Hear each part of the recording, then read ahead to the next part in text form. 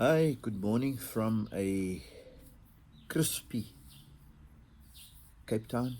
It's nice and crispy. I'm sitting in my garden and I'm providing you another installment of Rod's Views, where you get direct, uncontaminated, insightful, and thoughtful commentary around current affairs in our country.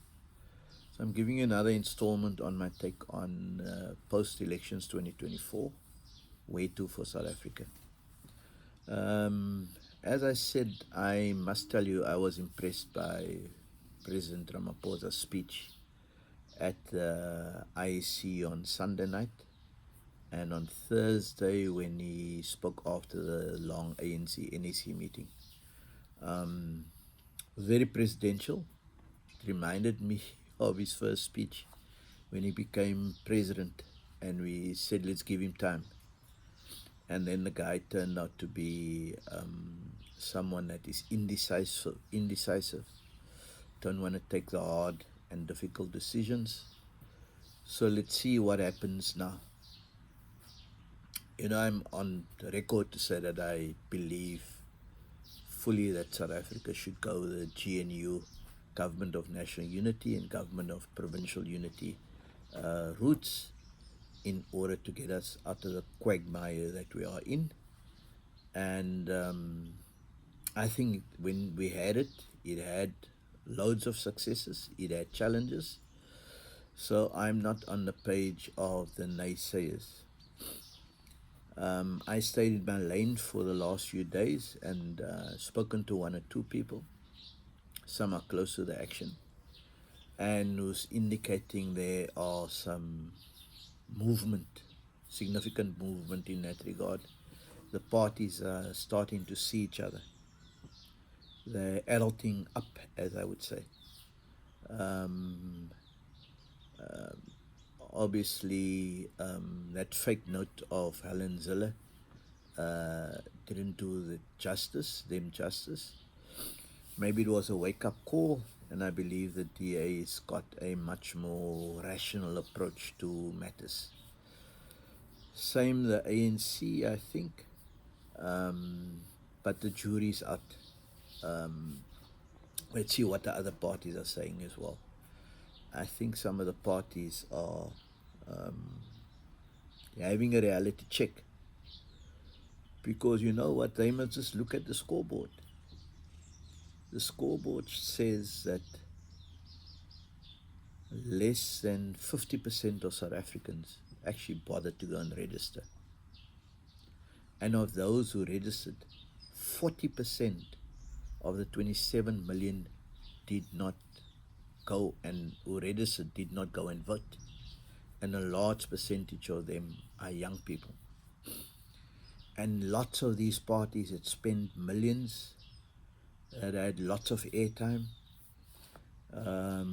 whose leaders were all over the show. Only got 1, 2, or 3 seats. So, therefore, I am firmly of the view they need to look at the scorecard and there need to be a threshold when it comes to the GNU and PGNU, Provincial Government of National Unity, PGUs, um, so that people have a significant amount of support because clearly the voters rejected many of them. So that's a one thing, and I'm glad to see that they're finding each other. The adults are starting to be in the room. I want to comment briefly also about those parties. All again, some of these smaller parties and some that's got a beating at the ballot box, writing to the Chief Justice to get involved in convening them. I think that's a wrong call. The Chief Justice must stay in his lane. The judiciary must deal with matters of adjudication of the law and dealing with disputes. If we have a People's Convention, which I think we must have, or People's CODESA, it must be coordinated by people who are respected, who are credible, and all the parties and everyone will buy in with their appointment. So there are lots of good people like that in South Africa or even in the world that can assist. So I think even if we have a government of national unity, a government is appointed, we must still have a people's convention, a kind of CODESA, where all of us can ventilate around the kind of South Africa that we want, talk about the electoral system, if there must be reform, proper reform. And I like the quote that I read. Someone said, we must build the future, not the past. So we need to focus on the future, people, on the present and the future. So let's build the future and not the past. We've been in the past. We know what the past is like. Let's not forever. We can't replicate the past. We don't want to replicate the past. So that's what we should do. And as I said, I'm glad the ANC grew up. I'm glad the DA grew up. When I looked at the ANC's negotiating team, I was a bit concerned how lightweight I think they are. But that is just an indication of the death of talent that is in the ANC currently.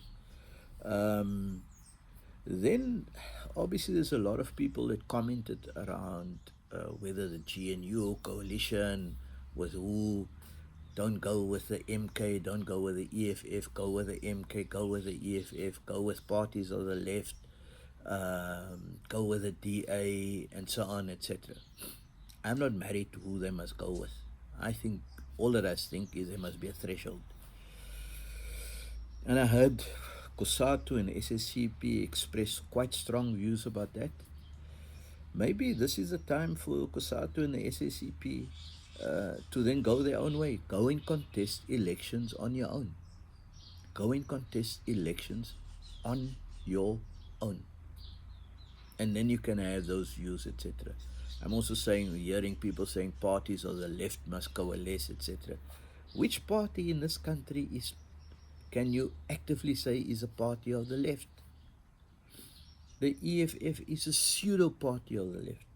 The MK party is not even close to that. The ANC is a broad church. The IFP is clearly not that. PAC clearly not that. They were obliterated at the ballot box. So maybe we must stop making such kind of assertions. And I think we as ordinary South Africans in civil society should continue to put pressure on the politicians that they must do the right thing. As they continuously said after the elections, they need to put the people of South Africa first, not their political parties. They must go and campaign to see if people are going to vote for them. People already indicated how people who are going to vote for them, etc. It's a bit late now to be holier than thou and high and mighty. The voters have spoken. Yeah, please, as I said, that's my take on the current state of affairs. My indication is that there are a fair amount of progress. Let's see what the new week holds. Things are moving as we speak. So, continue to subscribe to the YouTube channel of Rod's Views and share it with your friends. Salute.